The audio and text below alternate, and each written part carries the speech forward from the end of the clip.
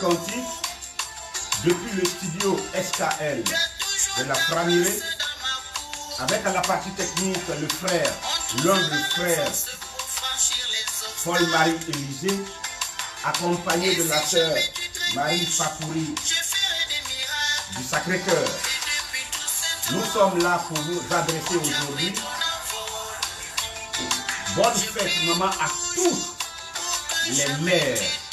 Aujourd'hui, ce n'est pas la fête de la femme, mais c'est la fête des mères. Évidemment, toute femme est mère en devenir. Conscient de cela, nous vous disons à toutes, bonne fête. Bonne fête, mais particulièrement pour cette personne qui a pu concevoir, qui a pu donner au monde un enfant. Chaque fois que l'occasion m'est donnée de penser aux mères, je fais toujours allusion à un poisson. Et ce poisson, il a sa saison de ponte. Mais chaque fois que ce poisson fait sa ponte, lui, il disparaît, il meurt. En donnant la vie, il est appelé à mourir. Et peut-être que nous ne faisons pas trop attention lorsque nous disons le mot « donner la vie ». Chacun de nous a une vie. Et en réalité, si vous voyez que certaines mères, en accouchant, meurent, et puis leurs enfants restent, c'est justement à cause de cette expression « donner la vie ». Parce qu'on n'a qu'une seule vie. Et donner la vie, c'est donner à celui qui doit la prendre pour continuer de perpétuer son existence, ta vie à toi, mais toi, celui qui n'a plus la vie, il disparaît et il meurt. Et donc ne soyons pas surpris pour la multitude de dames braves qui, lorsqu'elles doivent accoucher, meurent. Et à ces illustres dames, à toutes ces mères, à toutes ces personnes qui ont eu dans leur vie, ne serait-ce qu'un enfant, mais surtout à toutes ces femmes qui sont devenues mères, mais qui ne sont plus de ce monde. J'ai vu ce matin sur Facebook beaucoup de personnes qui mettaient les photos de leur mère. J'en suis marqué, j'en suis touché. Et alors, je suis en train de penser à toutes ces personnes qui n'ont plus leur maman, qui n'ont même pas leur photo, ou qui n'ont même plus leur maman. Comment leur souhaiter une bonne fête? Alors elles regardent les autres avec beaucoup d'envie. Et elles se disent, mais ma maman n'est plus. Je suis en train de regarder toutes ces braves personnes, que ce soit hommes ou femmes, qui savent que leur maman n'est plus. Elles ont vu leurs amis faire des cadeaux. Mais à qui faire un cadeau? Elle n'est plus de ce monde. Sur Facebook également, lorsque je parcourais, j'ai vu l'expression d'une personne qui a dit, et c'était très touchant, très émouvant, vous allez pour honorer vos mamans en leur donnant des cadeaux. Quant à moi, je vais sur la tombe, au cimetière. C'était très touchant, parce que justement, sa maman n'est plus de ce monde. Mais que ta maman soit de ce monde ou pas, que tu sois de Framiré ou pas, d'où que tu sois, aujourd'hui, si tu as été mère, c'est ton jour. Et c'est une occasion de grâce pour moi de te regarder du haut de mon plateau et de dire bonne fête maman. Bonne fête maman à toutes ces personnes qui auraient voulu l'entendre, qui n'ont pas entendu. Bonne fête maman pour toutes ces mères qui auraient voulu voir leur enfant le leur dire, qui n'ont pas entendu. Les appeler, qui n'ont pas entendu. Qui que soit ta maman, la maman reste la maman. Et permettez-moi, alors que je suis dans le livre de Siracide, que je vous lise rapidement un passage tiré de Siracide au chapitre 3. Alors, dans le chapitre 3 de Siracide, un passage très très marquant, à partir des versets 10 et suivants, il est écrit, alors c'est le chapitre 3 en entier pratiquement, du verset 1 au verset 16, il y a une partie qui m'intéresse beaucoup, mais je voudrais quand même, à partir du verset 1, que nous soyons attentifs. Il est dit, enfants, écoutez, écoutez-moi, je suis votre Père. Faites ce que je vous dis, afin d'être sauvés. Car le Seigneur glorifie le Père dans ses enfants, il fortifie le droit de la mère sur ses fils. Il fortifie le droit de la mère sur ses fils. Celui qui honore son père, bientôt c'est la fête des papas, écoutez si vous avez des oreilles. Celui qui honore son père expie ses fautes. Expie ses fautes, c'est-à-dire il fait réparation. C'est différent du pardon. Au-delà d'avoir pardonné, il faut arriver à réparer les fautes. Et alors le Seigneur est en train de nous donner une grande leçon. Il dit celui qui honore son père, il expie ses fautes. Mais celui qui glorifie sa mère, quelle joie pour moi de glorifier ma mère. Elle est ma mère, la Vierge Marie. Et aujourd'hui, j'ai été très touché, même si nous ne sommes pas là ensemble. Je l'ai appelée, j'ai entendu sa voix. Ma mère, très loin de moi. Quand je l'ai appelée, nous avons fait vraiment beaucoup de temps. Je lui ai laissé le temps de parler. Parce que ce n'est pas toujours qu'on s'appelle. Et aujourd'hui, comme c'était sa fête, je lui ai laissé le temps de parler. Et je lui ai dit, je t'appelle parce que c'est ton jour. Partout dans le monde entier, on célèbre les mamans. Et moi, je t'ai appelé pour te dire bonne fête, maman. Elle n'a cessé, alors à partir de cet instant, d'élever la voix, manifester sa joie et de me bénir et de me bénir et de me bénir.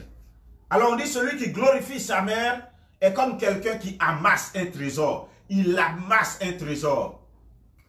Glorifie ta maman. Fais honneur à ta maman. Donne de la gloire à ta maman. Et il y a plusieurs manières de glorifier une maman. La gloire, elle est éclatante. En tout ce que tu auras à faire, est-ce que les gens voient tes œuvres et glorifient, disent vraiment, cette femme, elle a fait un enfant. Vraiment, elle est bien heureuse. Une fois, Jésus était en train de prêcher.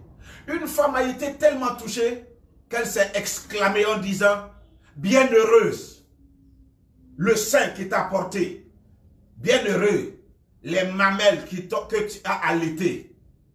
Ça veut dire, par le ministère de Jésus, on était en train de glorifier, d'honorer, de célébrer Marie, sa maman.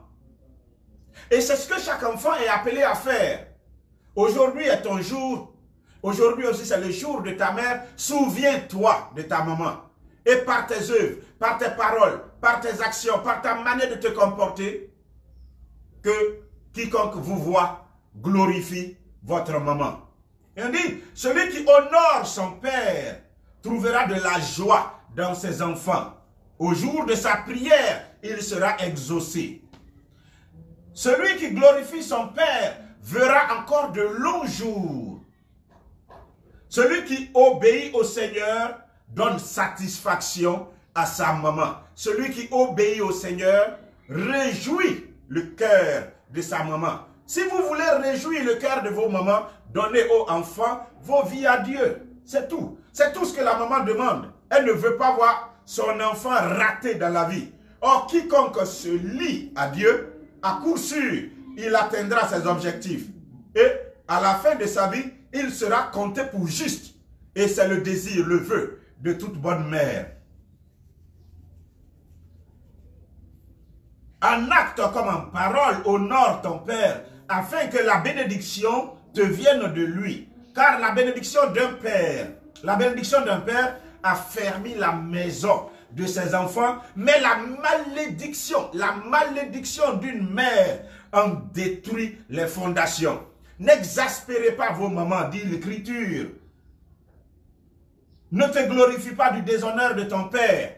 Comme au temps de Noé, ses 3 enfants ont vu sa nudité et un a été particulièrement maudit.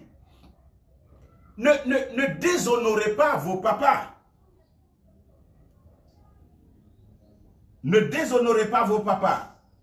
Il n'y a aucune gloire au déshonneur de ton père, car c'est la gloire d'un homme que l'honneur de son père. Et c'est une honte pour les enfants qu'une mère méprisée.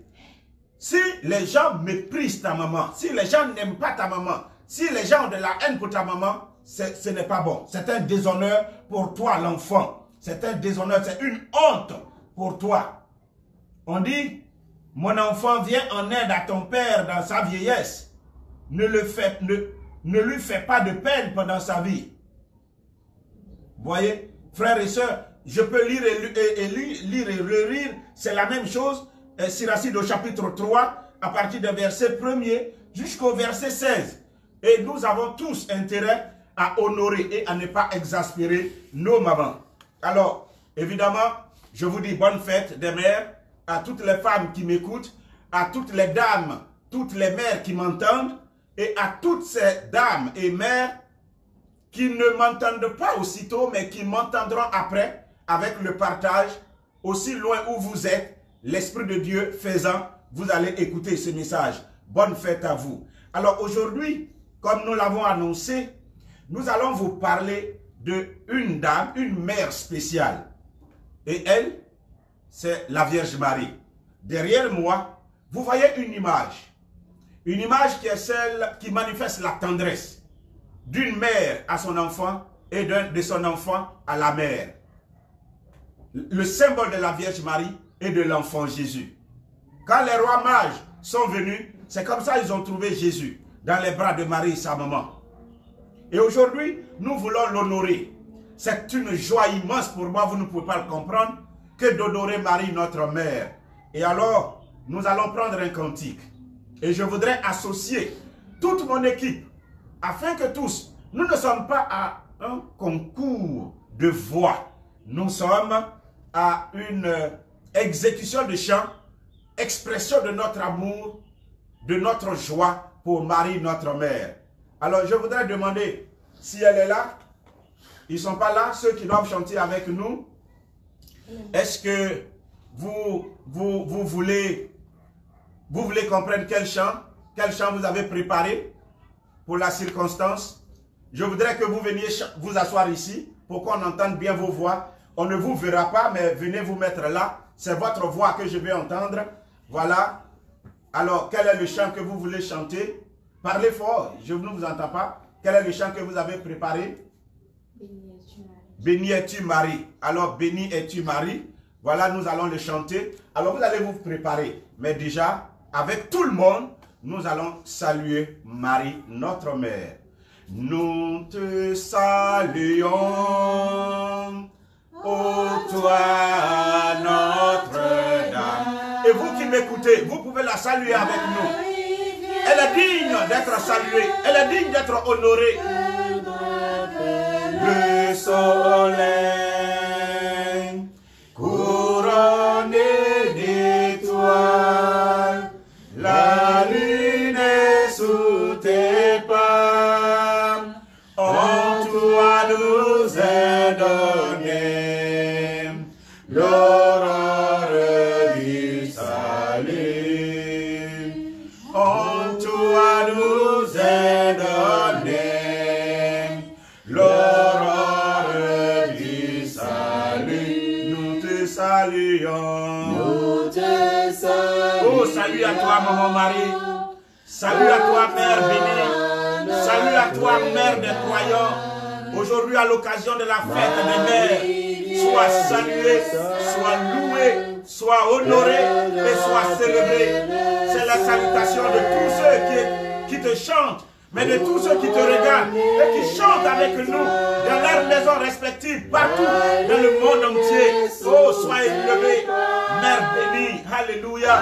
Toi nous est donné l'aurore du salut. Salut à toi, Marie Immaculée, Reine, notre patronne. Salut à toi. Que salut à l'archange Gabriel, comblé de grâce avec révérence. Salut à toi. Que le Père de son plein gré choisit parmi toutes les femmes. Salut à toi. Que l'Emmanuel préféra comme échelle pour descendre dans l'histoire des hommes. Salut à toi. Que l'Esprit éternel désira comme épouse plus qu'aucune créature femme. Salut à toi. Béni entre les femmes et dont le fruit est béni.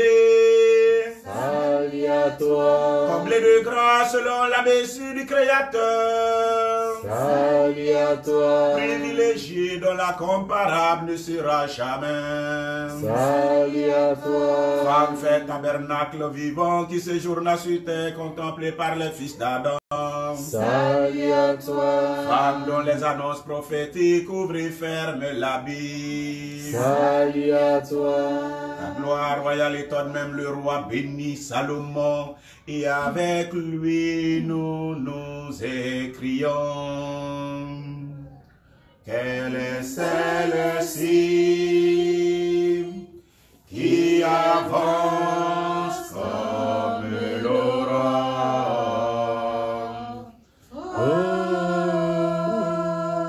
Quelle est celle-ci qui avance comme l'aurore?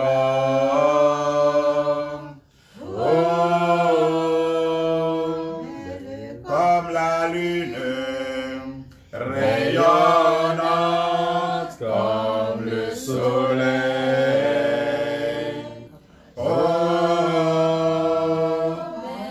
Comme la lune. Belle comme la lune, rayonnante comme le soleil. Comme le soleil. Oh, terrible angèle, comme une armée en bataille. Oh, terrible angèle, comme une armée en bataille. Oh, béni es-tu, Marie.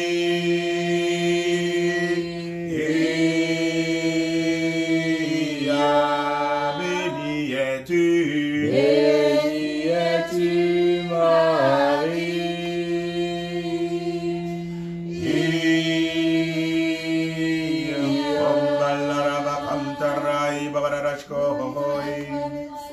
Rimballaraba cantaraba quinto robo bobo quintarai. Rimballaraba quintarai bacorraba quinto roi bo quintaraba cantarai.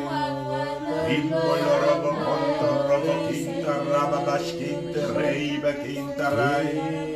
Ave Maria raba cantarai ba quinto lorobo conto roi.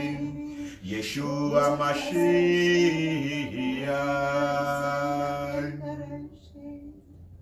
Oui, Marie, nous te saluons et nous t'honorons. Sois béni à jamais. Que quelqu'un dise Amen. Amen. Et alors, nous allons entendre la voix des deux illustres filles. À l'honneur de cette fête, elles ont décidé de chanter un cantique en son honneur. Vous avez le micro. Vous allez approcher jusqu'au niveau de la chaise. Voilà. Et ne soyez pas stressés, on ne vous voit pas, mais chantez avec votre plus belle voix. Comme ce jeune petit garçon aujourd'hui a chanté Marie avec sa plus belle voix et son cœur à la messe. Est-ce que nous pouvons compter sur vous? Nous vous écoutons. Béni es-tu, Marie, le Seigneur t'a choisi parmi toutes les femmes. Béni es-tu, Marie, le Seigneur t'a choisi parmi toutes les femmes. Tu es béni pour le grâce, tu es béni pour le grâce, tu es béni. Tu es bénie, oh belle notre mère, fille de Dieu. Tu es bénie, tu es bénie, oh Dieu, tu es bénie, oh mère, fille de Dieu. Merci infiniment et que Dieu vous bénisse. Je veux qu'on fasse des ovations pour les deux qui ont voulu chanter aussi leur maman aujourd'hui. Amen. Alors, pourquoi Marie est-elle digne d'être honorée? Pourquoi Marie est-elle digne d'être honorée? Tel est le thème pour nous ce soir. Et j'espère que vous êtes là. Nous allons nous inspirer de Luc au chapitre 1er à partir du verset 26. Luc 1, verset 26. Il est écrit: le 6e mois, l'ange Gabriel fut envoyé par Dieu dans une ville de Galilée, du nom de Nazareth, à une vierge fiancée à un homme du nom de Joseph, de la maison de David. Et le nom de la vierge était Marie. Il entra et lui dit, « Réjouis-toi, comblé de grâce. Le Seigneur est avec toi. » À cette parole, elle fut troublée et elle se demandait ce que signifiait cette salutation. Et l'ange lui dit, « Sois sans crainte, Marie, car tu as trouvé grâce auprès de Dieu. Voici que tu concevras dans ton sein et enfanteras un fils, et tu l'appelleras du nom de Jésus. Il sera grand et sera appelé fils du Très-Haut. Le Seigneur Dieu lui donnera le trône de David, son père. Il régnera sur la maison de Jacob pour les siècles, et son règne n'aura pas de fin. » Parole de Dieu Tout-Puissant. Nous rendons grâce à Dieu. Frère, le texte est beau et je voudrais que nous soyons attentifs. Vous savez, il est bon d'honorer les dignités. Déjà, entre nous, les hommes, quelqu'un qui est député dans une nation, vous savez comment on l'appelle? On l'appelle honorable. C'est comme ça, honorable. Quelqu'un qui a la magistrature suprême, vous savez comment on l'appelle? Son Excellence. Ce sont des titres honorifiques. Ce sont des titres de distinction. Il est bon de distinguer les hommes de valeur. Il est bon de distinguer les hommes grands. Pas les amener à s'enfler. Celui qui est appelé à s'enfler, c'est celui qui est orgueilleux. Mais ils doivent comprendre par là que la nation entière ou le peuple entier a décidé de les honorer à cause de leur position. Et justement, par rapport à la position, Dieu aussi prend plaisir à honorer ceux qui sont avec lui. Quoi de plus normal? Regardez. Le Seigneur Jésus dit en Jean chapitre 12, « Celui qui m'honore, mon Père l'honorera. » Honore Jésus et tu seras honoré. Alors, venons-en à la Vierge. A-t-elle honoré Jésus? Qu'elle l'ait honoré ou pas, tout à l'heure nous allons rentrer dedans et nous allons comprendre. Mais déjà, nous allons revenir encore dans l'Ancien Testament. Parce que certains ne jurent que par l'Ancien Testament. Et nous allons nous rendre compte dans l'Ancien Testament ce que la parole nous invite à faire. Il est écrit en Siracide au chapitre 44. 44 à partir du verset 1er. Voici ce qui est dit. Fais l'éloge des hommes illustres. Fais l'éloge des hommes illustres. De nos ancêtres. Dans leur ordre de succession. Le Seigneur a créé à profusion la gloire. Et a montré sa grandeur depuis les temps anciens. Des hommes exercèrent l'autorité royale et furent renommés pour leurs exploits. D'autres furent intelligents, avisés dans les conseils, s'exprimèrent en oracles prophétiques. D'autres régirent le peuple par leurs conseils, leur intelligence de la sagesse populaire et les sages discours de leurs enseignements. D'autres cultivèrent la musique et écrivirent des récits poétiques. D'autres furent riches et doués de puissance, vivant en paix dans leur demeure. Tous, ils furent honorés de leurs contemporains. Tous, ils furent honorés de leurs contemporains et glorifiés leur jour durant. Est-ce que vous avez entendu? Leurs contemporains les ont honorés et tous les jours durant, ils ont été glorifiés. Il dit, d'autres n'ont laissé aucun souvenir et ont disparu comme ils n'avaient pas existé. Ils sont comme n'ayant jamais été. Et de même, leurs enfants après eux.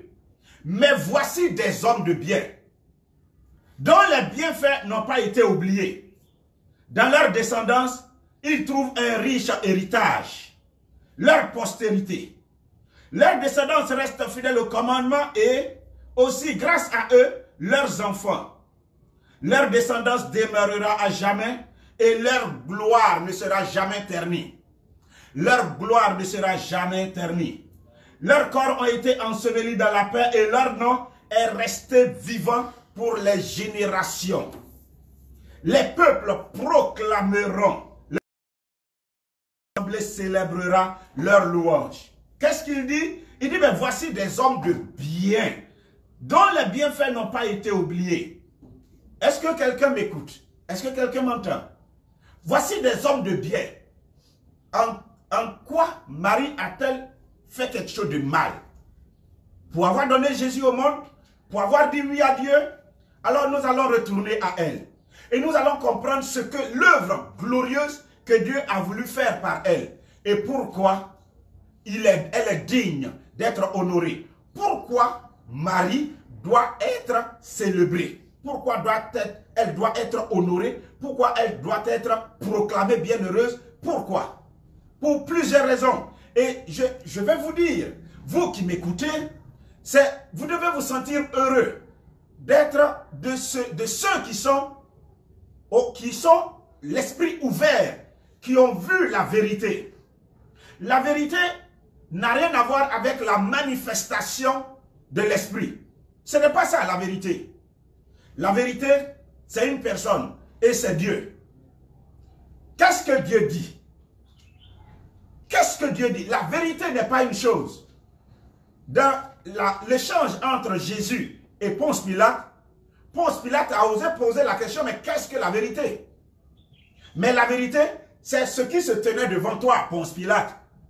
Pendant que tu penses à des philosophies, à des idées qui sont de sources humaines et parfois erronées, il est en train de se présenter à toi la vérité, qui est une parole. La vérité qui est Dieu. Au commencement est la parole. La parole s'est faite chair. Elle a vécu parmi nous, pleine de grâce et de vérité. La vérité, c'est Jésus-Christ. Et qu'est-ce que dit Jésus? Au soir de sa vie, il dit, voici ma mère. Mère, voici ton fils. À l'église des saintes. Au seul apôtre qui était là au moment où il devait mourir. Quand il a fini de dire ça, il dit, Père, tout est accompli. Baissant la tête, il mourut. Baissant la tête, il mourut. C'était le dernier testament. As-tu une mère? Si tu as une mère, qu'est-ce que tu dois faire pour elle? Dans le livre des Proverbes au chapitre 31, la Bible nous dit ce qu'un fils, ce qu'une fille doit faire pour sa mère. Ses fils se lèvent et la proclament bienheureuse. Ses fils se lèvent et la proclament bienheureuse. Voici ce que l'Écriture dit d'elle. Donc la descendance de la femme saura qui elle est et la proclamera pour sa qualité de vie, pour ce qu'elle est, pour sa grâce maternelle et bien plus. Qui a été le premier qu'elle ait mis au monde? C'est Dieu lui-même. C'est pourquoi lorsque Élisabeth va la voir, Élisabeth va dire, qui suis-je? Qui suis-je pour que la mère de mon Seigneur, ton Seigneur c'est qui? Est-ce que ton Seigneur c'est ton Dieu? Si oui, donc l'essence mon Seigneur. Qui suis-je pour que la mère de mon Dieu vienne jusqu'à moi? Élisabeth était très âgée. Marie était trop petite devant elle. Mais elle s'est rabaissée en ce moment-là. Quand tu te rabaisses devant quelqu'un, tu honores la personne. Qui es-tu pour ne pas comprendre cette vérité? Et quand tu prends la Bible, tu fais semblant de déchirer les pages qui concernent cette dame. Certains ne veulent même pas en entendre parler. C'est vraiment malheureux, frères et sœurs. C'est vraiment malheureux. On dit tous furent honorés de leurs contemporains et glorifiés leur jour durant. Certains d'entre eux laissèrent un nom qu'on cite encore avec éloge. Elle fait partie de cette génération. On dit quoi? Faisons l'éloge des hommes illustres. En fait, et ils ont commencé à citer. Vous voyez, je peux vous les citer tous. Le premier qu'on cite, c'est Enoch. Enoch plut au Seigneur et fut enlevé. Exemple pour la conversion des générations. On parle de Noé. Noé fut trouvé parfaitement juste. Au temps de la colère, il fut le surgeon. Grâce à lui, un reste rentrera à la terre, demeurera plutôt à la terre. Lorsque se produisit le déluge, des alliances éternelles furent établies avec lui, afin qu'aucune chair ne fût plus anéantie par le déluge. Après, on parle d'Abraham. Abraham, illustre père d'une multitude de nations. Et après, on parle de qui? Abraham, c'est long encore. On parle d'Isaac, on parle de Jacob, on parle de Moïse. Il fit sortir de lui un homme de bien, qui trouva faveur aux yeux de tout le monde. Il trouva faveur aux yeux de tout le monde, bien-aimé de Dieu et des hommes. Moïse, dont la mémoire est une bénédiction. Vous comprenez? On dit faisons les éloges des hommes illustres. Dieu n'entre pas dans la vie de quelqu'un pour l'anéantir. Non, je suis désolé. Regardons ensemble. Alors je vais prendre le passage rapidement. Romains au chapitre 8. Qu'est-ce que l'Écriture dit au chapitre 8? Il dit, j'estime. Alors non, je vais vous lire. Le verset, chapitre 8, le verset 20. Alors permettez-moi de... Voilà, le verset 26, 29 plutôt. Car ceux que d'avance Dieu a discernés, écoutez, ceux que d'avance Dieu a discernés, il les a prédestinés à reproduire l'image de son fils, afin qu'il soit l'aîné d'une multitude de frères. Et ceux qu'il a prédestinés, il les a appelés. Donc il te discerne, il te prédestine, maintenant il t'appelle. Et ceux qu'il a appelés, il les a justifiés. Et ceux qui les a justifiés, il les a glorifiés. Autrement dit, il les fait entrer dans sa gloire. Est-ce un péché que Dieu décide de prendre quelqu'un qui a marché avec lui, qui l'a appelé? Il a d'abord discerné, il a prédestiné, donc la destinée. Discerne, il prédestine, il t'appelle, il te justifie, et puis il te glorifie. Est-ce un péché de recevoir la gloire de Dieu? Nous sommes en train de parler de Enoch, nous sommes en train de parler d'Abraham, de Noé, de Moïse. Est-ce un crime pour Dieu d'honorer sa maman? Élisabeth vient d'être remplie du Saint-Esprit à la vue de Marie. Et qu'est-ce qu'elle va dire? Mais qui suis-je pour que la mère de mon Seigneur vienne jusqu'à moi? Qui suis-je pour que la mère de mon Seigneur, de mon Dieu, vienne jusqu'à moi? C'était une manière de l'honorer. Alors, frère, nous allons continuer. Nous allons continuer pour bien comprendre cela. Le passage que je viens de lire, le 6e mois. En fait, il y a quelque chose qui a attiré Dieu chez la Vierge. Et c'est ce que je vais vous dire. Et vous allez comprendre la dignité. Pourquoi Marie est-elle digne? N'oubliez jamais le mot dignité. Est-elle digne d'être célébrée, d'être honorée, d'être glorifiée? En fait, très souvent nous disons personne n'est digne, évidemment. Parce que tout est par pure grâce. Tout est par pure grâce. Je suis d'accord avec vous. Mais au travers de mon introduction, je voulais vous faire comprendre que nous sommes appelés à partager la gloire de Dieu.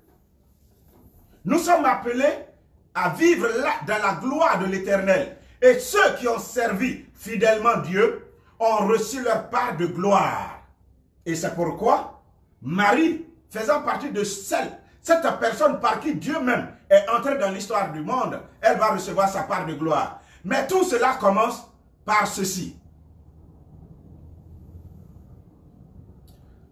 Toutes les générations me proclameront bienheureuse.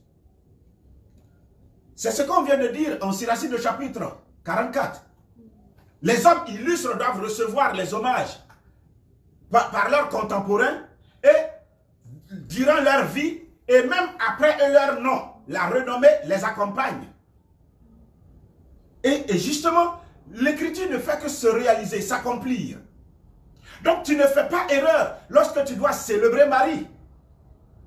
Voici Marie qui pose une question à l'ange qui est venu, qui lui dit, mais comment cela va se faire que moi, qui ne connais pas d'homme, que je sois enceinte? L'ange lui a dit, et vous voyez la parole de ceux que Dieu envoie. L'Esprit Saint viendra sur toi, la puissance du Très-Haut te couvrira de son ombre. Elle n'est pas tombée en transe, désolée. Elle n'a pas prophétisé en ce moment, désolée. Elle était sereine comme un cadavre qui se repose. Et puis, elle ne pouvait même pas s'imaginer que l'Esprit de Dieu, à la parole de l'ange, était déjà là. Et que la puissance du Très-Haut la couvrait. Elle ne pouvait pas s'imaginer. Tout comme la puissance du Très-Haut couvrait l'Arche de l'Alliance. À telle enseigne que, quand des gens, ayant une bonne intention, voyant un troupeau de bœufs, ont fait tomber le coffre sacré, le tabernacle, ils ont voulu, dans leur bonne intention, empêcher le coffret de tomber à terre. Parce qu'ils trouvaient que leur Dieu ne devait pas tomber à terre. Qu'est-ce qui s'était passé? Ils sont devenus secs un instant. Et vous savez pourquoi? Dieu leur reprochait le fait, simplement, qu'ils ne sont pas sanctifiés. Ils ne sont pas des saints pour oser toucher le coffret d'alliance. Ça veut dire qu'il y a une puissance. Regardez encore. Écoutez bien si vous avez des oreilles. Une fois, ce même coffret d'alliance a été pris par les Philistins.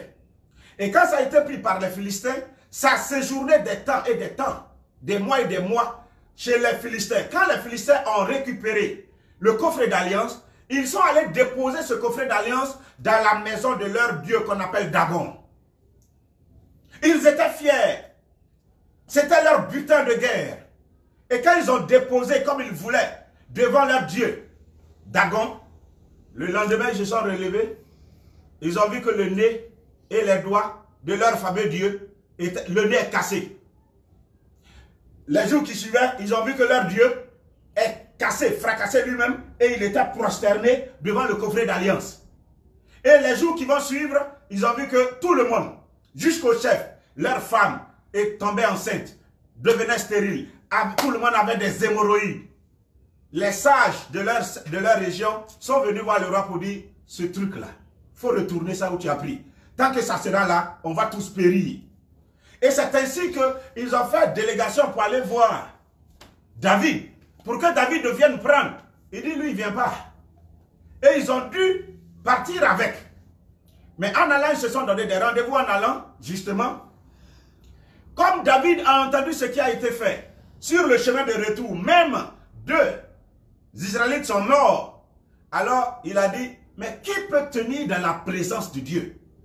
Si lui, il fait ça, ce coffret d'alliance seulement, le coffret d'alliance, est capable de faire ça aux hommes. Moi, David, un impur comme moi, c'est moi, je vais le prendre, puis je vais mourir. Il n'a pas voulu que le coffret aille à Sion. Et il y a un de ses serviteurs qui va accepter, qui a pris le risque de recevoir, d'accueillir le coffret d'alliance chez lui. Et 3 mois après, il était tellement béni.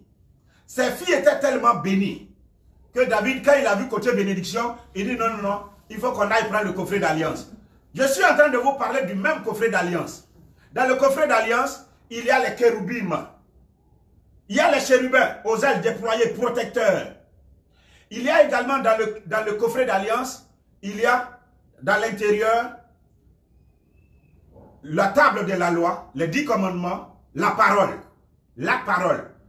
Celui qui vient dans le ventre, dont le nom est Jésus, on dit au commencement est la parole. Et la parole était avec Dieu, et la parole était Dieu. Donc, voici la parole, voici Dieu qui est dans le ventre de Marie.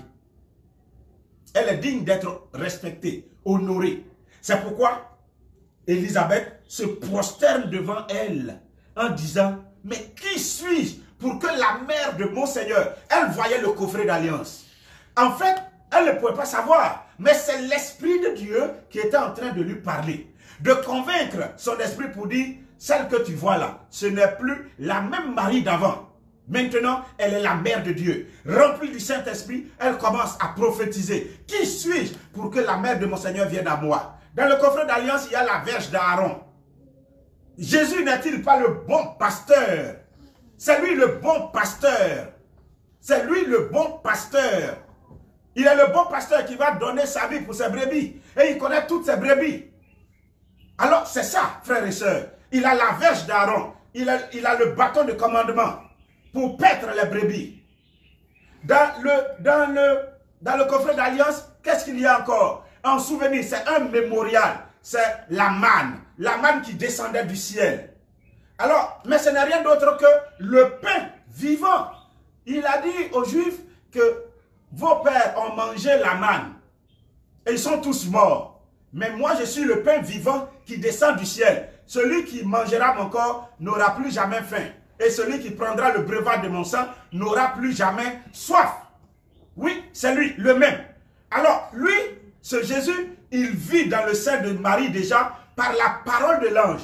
Et donc, Marie n'est plus n'importe quoi.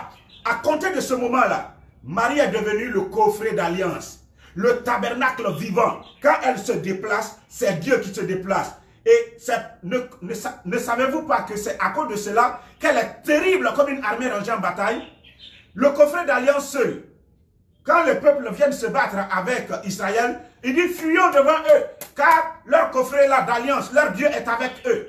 Tant que le coffret d'alliance est avec eux, ils remportaient les victoires. Qui es-tu, Marie? Qu'as-tu fait pour avoir cette grâce particulière de marcher, d'être en Dieu et de donner vie à Dieu dans ce monde? Qui es-tu? Qu'est-ce que tu as fait de spécial, Marie? Dis-le nous. Même si cela doit attirer une jalousie, dis-le nous. Mais Élisabeth, qui était la première qui prophétise, voit Marie en un coffret d'alliance. Et elle se fait toute petite. Et regardez le titre honorifique que l'ange va donner à Marie. Il n'a pas dit « Réjouis-toi, Marie ». On ne dit pas les noms des illustres personnages. Ils ont des titres. Son Excellence, monsieur. Son Excellence, Monseigneur. Honorable, tant. Voilà. Vénérable, tant. Voici les titres honorifiques. Et c'est ce qui s'est passé. L'ange est descendu. C'est ça qu'on appelle le protocole. Il sait se comporter devant les gens. Il a été bien éduqué par son Père qui est dans les cieux. Quand il est descendu et qu'il a vu cette honorable personne, il dit, réjouis-toi, comblé de grâce. Comblé de grâce, voici le titre honorifique de Marie. Et quand tu vas l'appeler, c'est ainsi que tu devrais passer. C'est ainsi que tu devrais l'appeler, la nommer. Comblé de grâce, Marie. Comblé de grâce. Son Excellence, comblé de grâce. Voici le titre que l'archange lui donnait. Et comment toi tu réagis? Négativement. Alors, nous allons aller pas à pas. Alors, ce coffret d'alliance, rempli du Saint-Esprit, va parler au sujet de Marie. Et puis, tout de suite, Marie, elle aussi, en réponse, va parler. Voici ce que Marie va dire. Mon âme exalte le Seigneur. Exulte mon esprit en Dieu mon Sauveur. Car il s'est penché sur son humble servante. Désormais, tous les âges me diront bienheureuse. Toutes les générations me proclameront bienheureuse désormais. Elle dit désormais toutes les générations. Ce ne sont pas les générations seulement à venir. Mais elle dit, à compter de ce moment-là, toutes les générations, ce sont les générations d'avant, les générations contemporaines, les générations à venir, tous sont appelés à la proclamer bienheureuse parce qu'elle a été l'instrument par lequel Dieu va entrer dans le monde. Avant que Marie soit, beaucoup de femmes ont existé. Il y a eu des illustres femmes, au nombre desquelles Déborah, au nombre desquelles Ève elle-même, au nombre desquelles Esther, la reine Esther. Ce sont des braves femmes. Mais Élisabeth va dire, tu es bénie parmi toutes les femmes, toutes. C'est-à-dire les femmes dans le passé, les femmes actuellement et les femmes à venir. Tu es bénie parmi toutes les femmes. Toutes, sans exception. C'est pourquoi moi-même, Élisabeth, je me prosterne devant toi. Je m'incline devant cette grandeur d'âme que tu es. Elle était en train de l'honorer. Est-ce que Marie est digne d'être honorée? Oui. Mais pour l'heure, nous sommes sur le terrain de la grâce. Nous sommes sur le terrain. Je vous explique qu'elle est digne. On doit l'honorer parce que Dieu le veut. Mais vous allez connaître sa dignité tout à l'heure. Par les vertus qui ont attiré Dieu chez elle. Pourquoi on doit l'honorer? Si on appelle quelqu'un vénérable, mais vénère-le. Si on appelle quelqu'un honorable, mais honore-le. Il n'y a rien de choquant. Et c'est la raison pour laquelle moi, je suis très fier quand je dois faire les louanges de Marie, ma mère. Je la loue, je la célèbre. Et parfois, une question qu'on nous pose, est-ce que Marie ne fait pas ombrage à Jésus, son fils? Et je vais vous dire ce qu'elle-même, elle va dire et ce que également Jésus-Christ va dire. C'est une apparition de Marie, Marie reine victorieuse du monde, en Hongrie. En Hongrie. Je vais vous lire ce qu'elle dit. Alors, Marie porte-t-elle ombrage à son fils? Le fait que je la regarde, que je l'aime, que je crois en elle, et que je dis, maman, je t'aime, je te célèbre parmi toutes les femmes, louange à toi. Est-ce que Jésus est jaloux? Et puis il va aller renfroyer son visage pour dire, hey, petit Laria, au lieu de me donner honneur, comme certains le pensent. Non. Écoutez bien si vous avez des oreilles. J'aime la mère de Dieu au point d'en être passionné. C'était la voyante elle-même qui parlait. Quand Jésus m'apparut, j'étais pourtant attiré à lui à un tel degré que je ne pouvais plus penser à quelqu'un d'autre. C'est pourquoi je demandais à Jésus, ta mère ne te jalouse-t-elle pas quand je t'aime? Jésus me dit en souriant, si, écoutez si vous avez des oreilles, si tu veux faire plaisir à ma mère, dis-moi que tu m'aimes.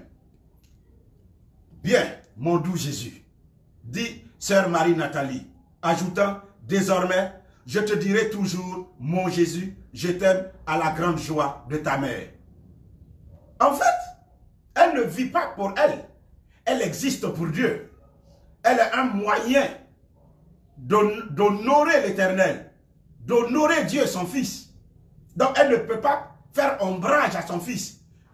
Le Fils est fier de l'avoir être honoré, parce qu'un Fils doit honorer. La Bible le dit, Fils, célébrez, célébrez, célébrez. Toutes les générations la proclameront bienheureuse, mais en même temps, la parole dit, ses fils se lèvent et la proclament bienheureuse. Le même proverbe, chapitre 31, dit, son époux la proclame bienheureuse. Lui dit bienheureuse, son époux. Mais alors, qui était l'époux de la Vierge? On peut dire Joseph, mais Joseph ne l'a pas connu.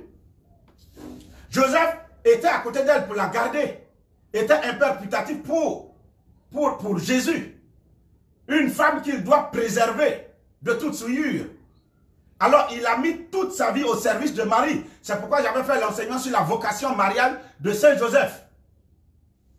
Alors, Joseph fera son éloge et Joseph fera tout pour protéger Marie. Mais qui fera l'éloge de Marie? Le vrai époux. Qui a enceinté Marie? Celui qui a enceinté Marie, c'est le Saint-Esprit. Quand elle a posé la question, mais moi je suis vierge, je ne connais pas d'homme. Je n'ai pas un mari qui va venir faire quoi que ce soit. Il dit, l'ange dit, reste tranquille, ma petite, reste tranquille. L'Esprit Saint viendra, c'est l'Esprit Saint. C'est lui qui a gonflé le vol de la pauvre petite. C'est lui, son époux. Elle le sait bien, c'est l'Esprit Saint qui a fait. C'est aberrant, les gens ne peuvent pas comprendre. Ils diront, mais Dieu va venir faire ça. Violer une petite, ce n'est pas un viol. C'est un consentement mutuel. Il est descendu du ciel. Il y a eu un envoyé pour venir draguer la pauvre. Et quand on l'a draguée, elle dit qu'il m'advienne selon ta parole. Autrement, je suis d'accord. Moi, mon mari va être le Saint-Esprit. Il n'a qu'à venir. Quand elle est partie, elle était enceinte de 3 mois déjà. Dieu ne dure pas dans ça. Vous comprenez? Donc, son époux, c'est lui qui va la proclamer. C'est pourquoi, quand elle est arrivée chez Élisabeth, il est très pressé de parler. C'est lui qui inspire Élisabeth. Et Élisabeth dit, mais qui suis-je pour que la mère de mon Dieu vienne jusqu'à moi? Tu es bien heureuse, Marie, parce que tu as cru que tout ce qui t'a été dit s'accomplirait. Tu es bien heureuse, parce que tu as cru que tout ce qui t'a été dit s'accomplirait. Est-ce que vous comprenez? Et quand elle a fini de parler, en même temps, l'esprit est sur Marie elle-même. Et Marie commence à parler. Est-ce que c'est un péché d'être rempli du Saint-Esprit et de commencer à prophétiser? Ou cela n'a jamais existé? Marie a commencé à prophétiser. Le Magnificat que nous chantons, c'est le chant prophétique des vainqueurs. C'est un programme qui était en train d'être déroulé. Les gens n'ont pas compris. Les politiciens, lorsqu'ils veulent briguer la magistrature suprême, viennent avec leur programme de société. Ce qu'ils comptent faire. Et c'est ainsi que Marie aussi a déroulé ce que Dieu comptait faire, mais par elle. Elle dit, mon âme doit exalter le Seigneur. Mon esprit doit exulter de joie.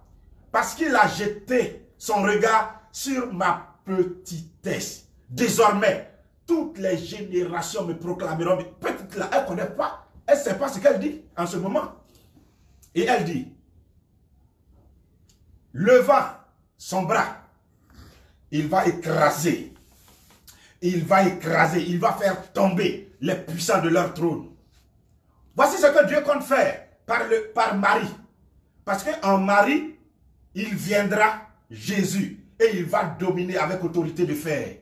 Il va régner par Marie. Il vient dans le monde pour accomplir ça. Donc, il a commencé à dire tout ce qu'il va faire. Alors, retour donc au Magnificat. Et vous allez voir toutes les paroles. C'est le chant prophétique des vainqueurs. Le Magnificat. Considérez les paroles qui ont été dites dedans. Et vous allez comprendre la grandeur de cette femme. C'est ce que Dieu compte faire, mais par elle. C'est par elle. Elle est le canal par lequel il vient du ciel pour accomplir ça. Donc, elle n'est pas n'importe qui. De grâce, quand tu dois dire son nom, dis son nom avec respect. Quand tu dois l'honorer, honore-la en sincérité, avec respect. Ne viens pas honorer Marie parce que tu veux qu'elle te donne un mari. Tu veux qu'elle te donne du travail. Honore-la pour ce qu'elle est. Parce que Dieu lui-même l'a honorée. Parce que Dieu se plaît en elle. L'Esprit Saint, son époux, fait ses éloges. Et alors, ses fils se lèvent et la proclament aussi bienheureuse. Nous ne serons pas les premiers à l'avoir proclamée. Dans le ministère de Jésus, je venais de vous dire qu'une femme l'a proclamée bienheureuse. Et Élisabeth elle-même était en train de la proclamer bienheureuse pendant... C'est biblique ça. Donc moi je ne fais que m'ajouter à ça. Et toi qui n'as pas compris cette vérité, je ne suis venu que pour te faire comprendre cette vérité. Il y a des choses qui sont très simples. Mais si tu es trop intelligent, si tu veux te comporter comme les sages de ce monde, tu ne comprendras jamais rien. Je vais te faire comprendre une chose. Si tu as des oreilles, écoute. Ici, on dit, le 6e mois, l'ange Gabriel fut envoyé par Dieu dans une ville de Galilée. Une ville de Galilée, du nom de Nazareth. Est-ce que tu comprends bien? Nous lisons l'écriture, mais nous avons du mal à entrer en profondeur. Et Jésus l'a dit en Jean, il dit, vous lisez les écritures, mais ce sont les écritures qui parlent de moi. Mais vous refusez de venir à moi, parce que vous ne les comprenez pas. On dit le 6e mois, est-ce que c'est comme la numérologie biblique? Mais je ne suis pas en train de faire de la numérologie. Mais je prends plaisir à retenir le mot 6. Le mot 6, retiens ça. Le nombre 6, le 6e mois, ça ne te dit rien? C'est un temps d'accomplissement. Le 6e mois est le temps de l'accomplissement. Le temps de l'achèvement. Quand Dieu devait créer le monde, il a créé ça, tout le monde, en 6 jours. Le 7e jour, il est entré dans la phase du repos.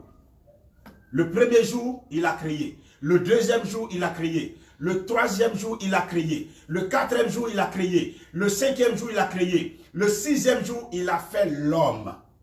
Et le 7e jour, il s'est reposé. Le 6e jour, il a achevé l'œuvre. Et ce qu'il a achevé, quand il est arrivé à l'achèvement, la Bible dit, tout ce qu'il créait, il trouvait cela bon. Mais au 6e jour, ce qu'il a créé, il a trouvé cela très bon. Le 6e jour est le jour de l'accomplissement. En fait, Dieu est sur le point d'achever l'œuvre.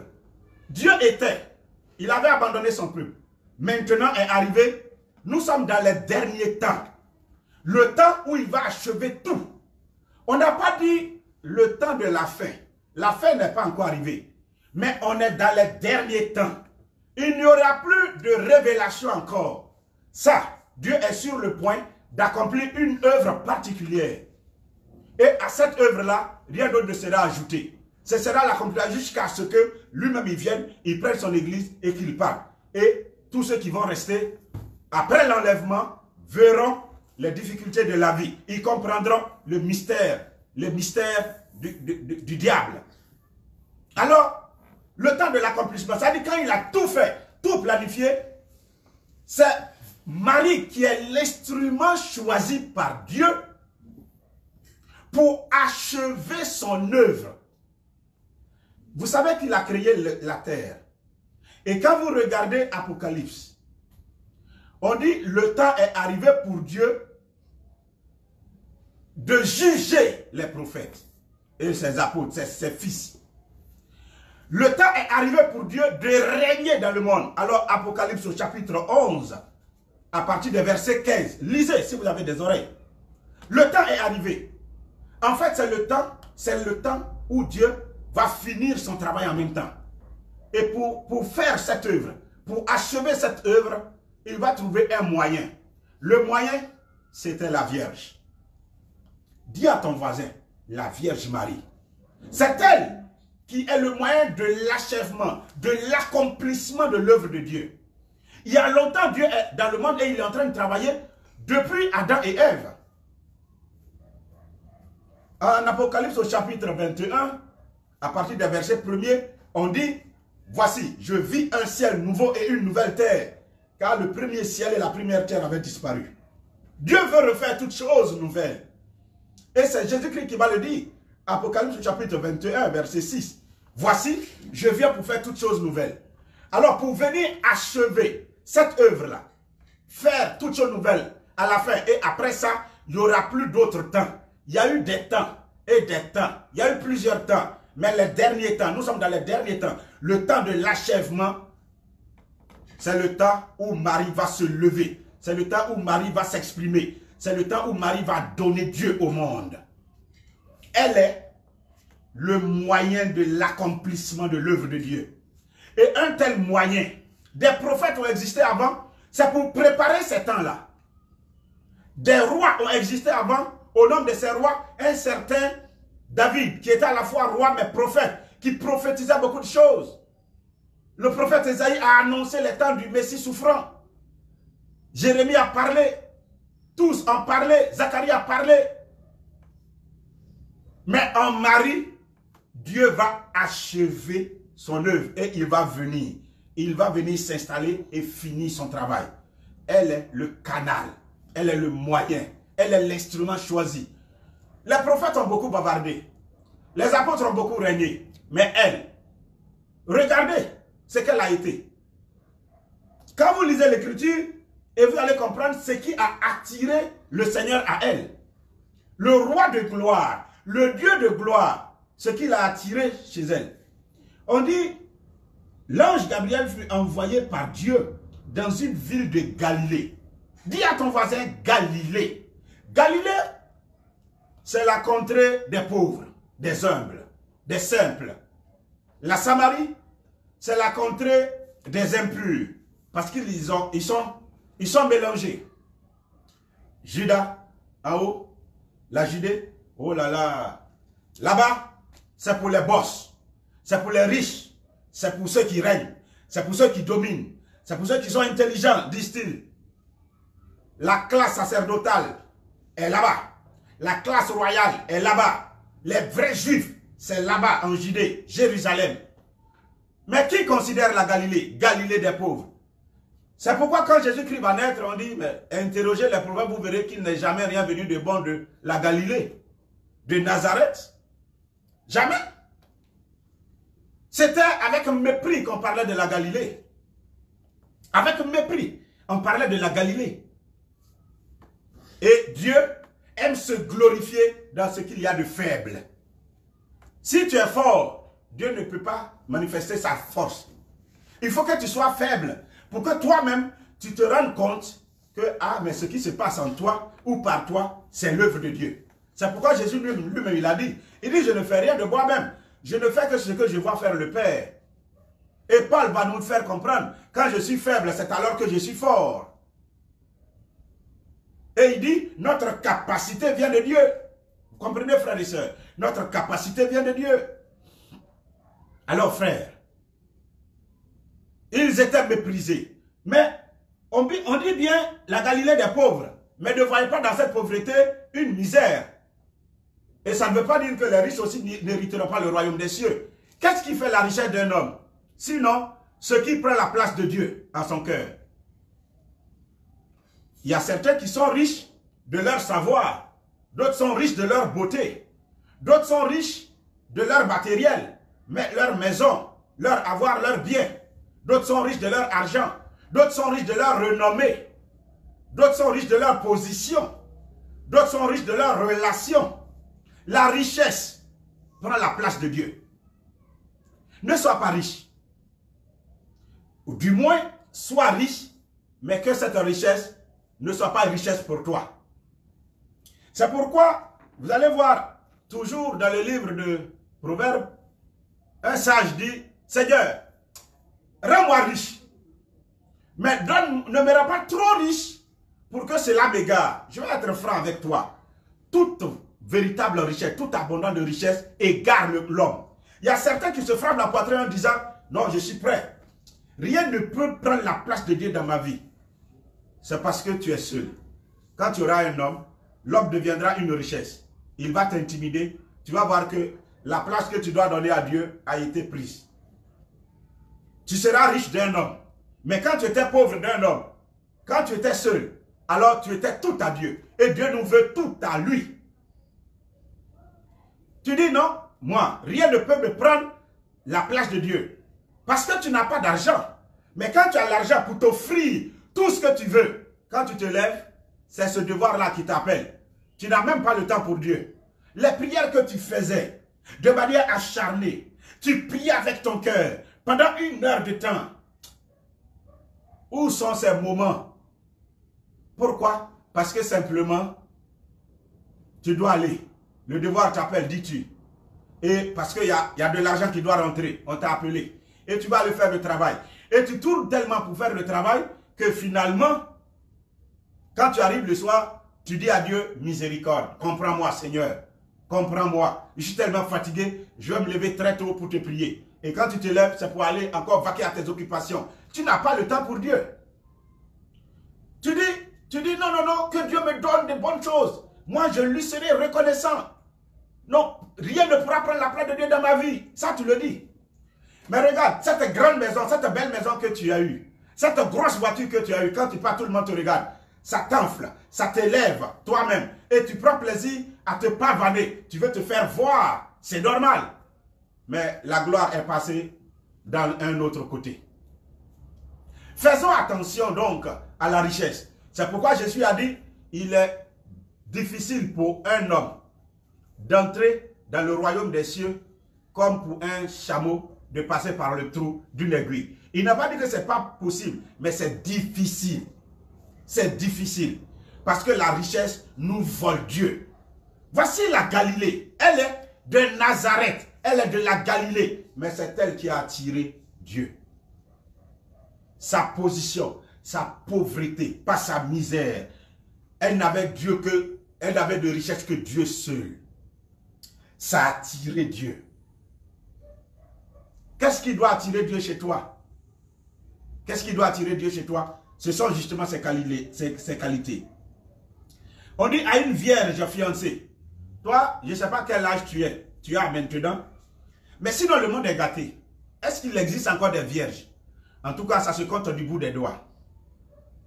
Vous savez qu'il y a la prostitution juvénile qui se fait dans des pays de l'Asie. Les touristes innombrables qui y vont là-bas, c'est pour choisir des jeunes filles de 9 ans, de 10 ans, de 11 ans, c'est malheureux. On doit dénoncer cela. de 12 ans, quand tu as 13 ans, on trouve que tu es déjà vieille. Ils polluent, ils détruisent, ils abîment la fille et ils reviennent en contrepartie de l'argent. Et dans beaucoup de pays, en Afrique, à Madagascar, en Europe, c'est comme ça, tout est gâté. À son âge, elle était vierge. Elle vivait la chasteté. Ces valeurs-là existent-elles aujourd'hui encore? La chasteté au-delà d'avoir des rapports ou de ne pas avoir des rapports. Mais ta conduite. Aujourd'hui, avec Internet, les enfants, ils ont 8 ans, mais ils vont sur des sites osés. Ils se permettent d'avoir des photos de personnes nues. Et ça donne, les enfants, ça donne à tout. Vous comprenez, frère? La chasteté est loin d'être une valeur à prôner aujourd'hui. Et c'est pourquoi ces valeurs fondamentales, nous devons revenir à elles.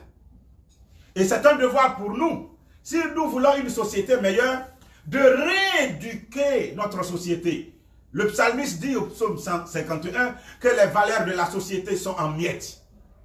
Et si les fondements sont renversés, que peut faire le juste? Il n'y a plus de valeurs fondamentales sur lesquelles nous devons nous asseoir, nous appuyer dans cette société. Une vierge fiancée à un homme, vous voyez? Qu'est-ce qui a attiré Marie?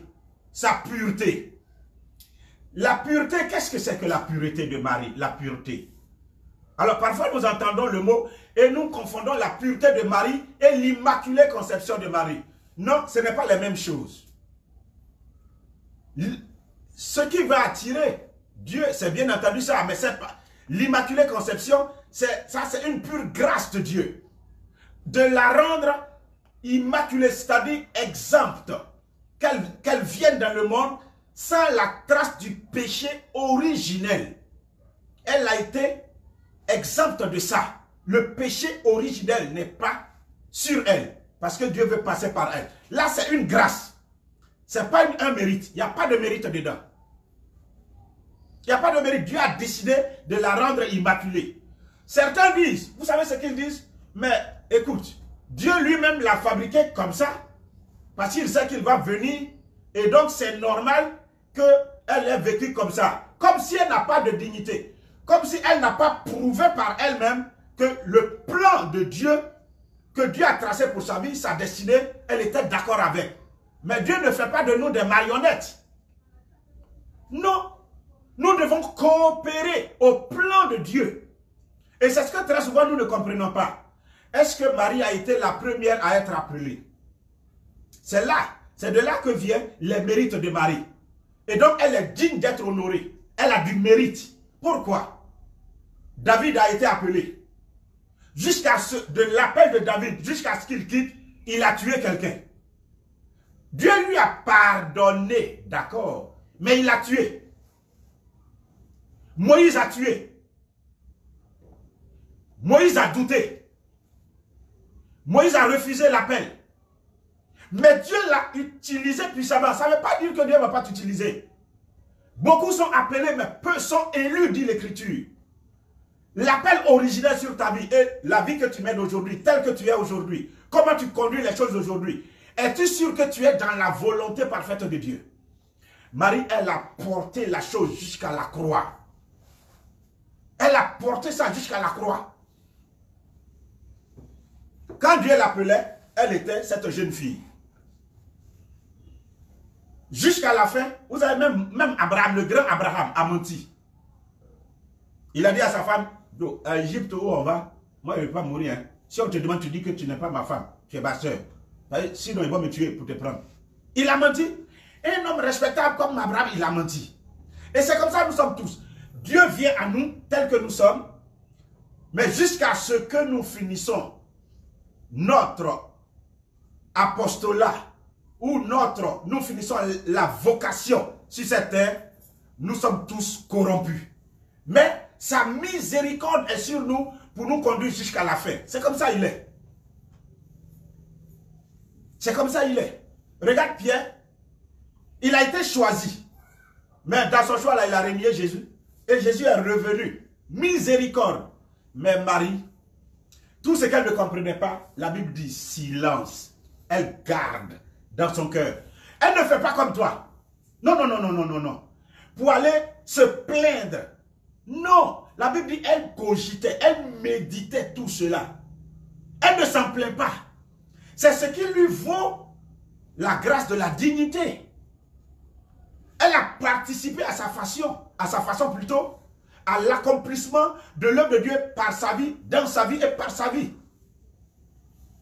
Je vous ai dit, pauvreté. Elle était à Nazareth. Elle ne se plaignait pas.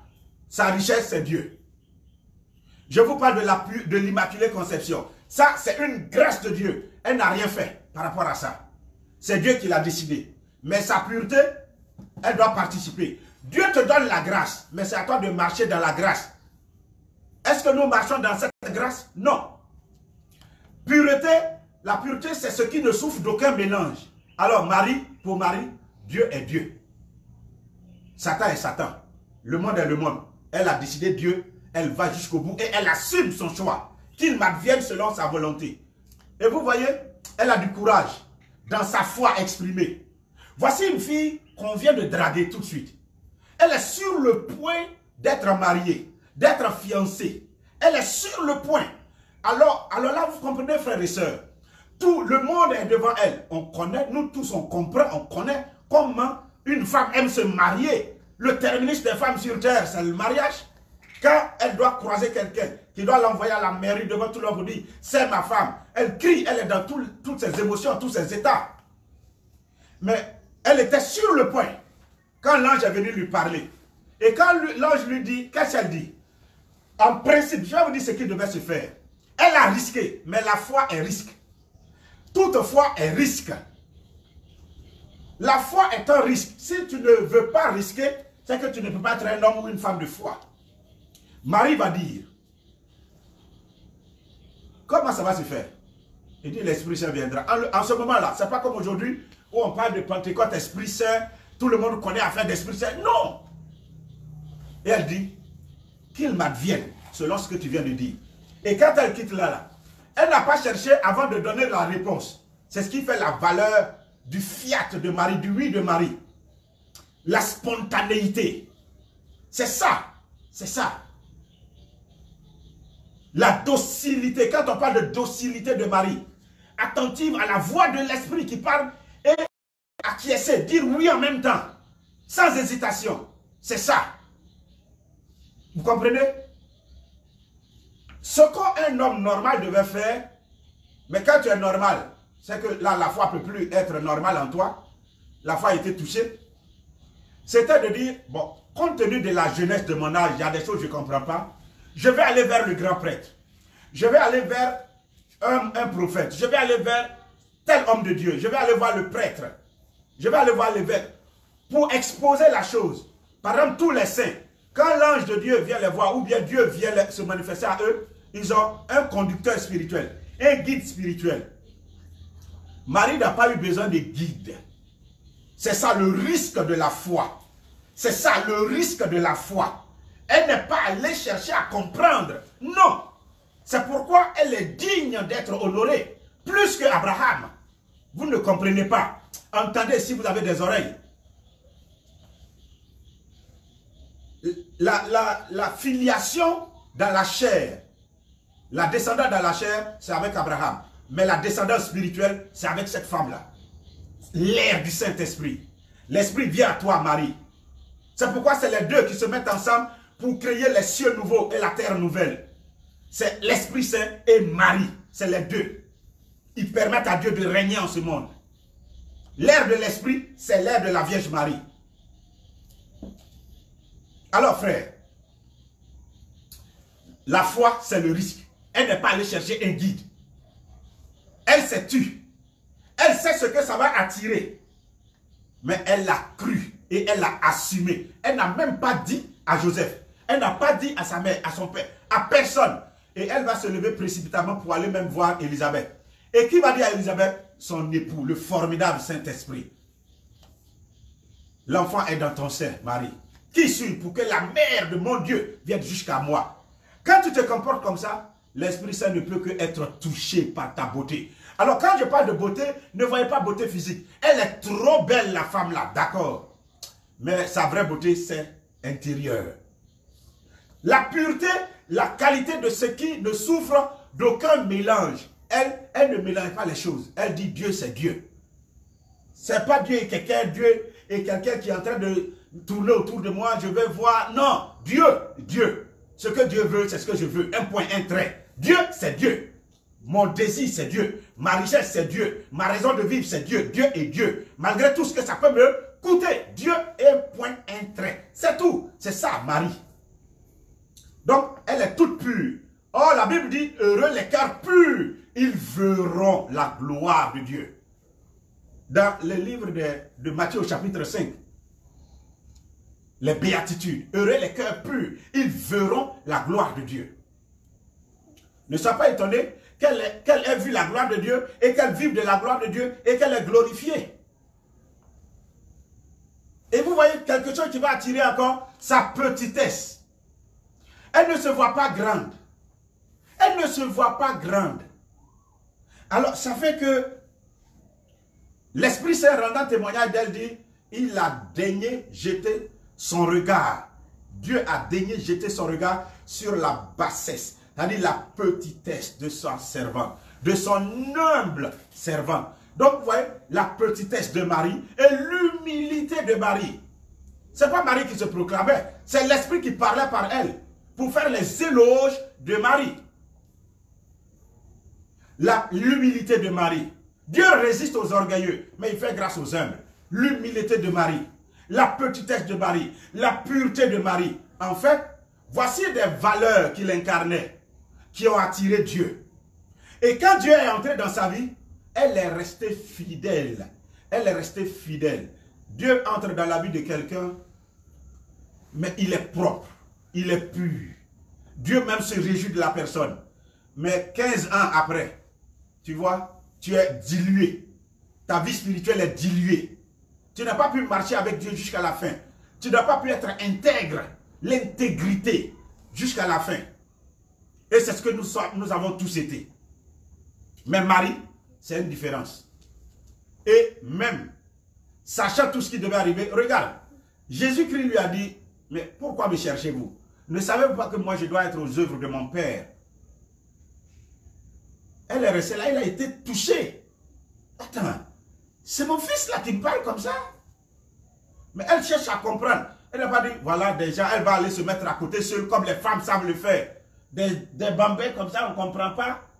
Nous-mêmes, est-ce que j'ai eu raison même de donner ma vie à ce Dieu-là? Je ne comprends rien. Cet enfant bizarre-là, vraiment, il me crée trop de problèmes. Non. La Bible dit, elle gardait tout dans son cœur, tout ce qui se passe là. Et on dit, elle méditait. Ça dit, elle réfléchit. Elle cherche à comprendre. C'est ça, méditer. Garder ça et faire comme le bœuf qui rumine. C'est-à-dire, il fait le stockage.